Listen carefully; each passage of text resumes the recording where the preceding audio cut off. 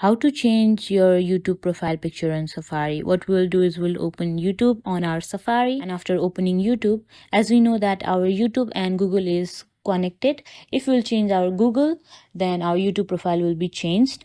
Then we'll click on manage your Google account, and after clicking on it, we will simply click on our profile there, and we'll see a change option there, and then we'll click on the change option.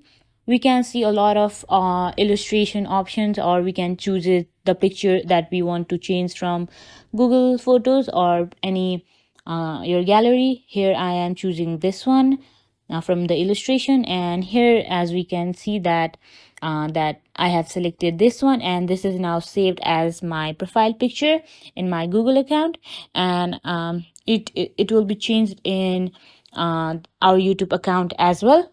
So yeah, that is how we can change your YouTube profile picture in Safari.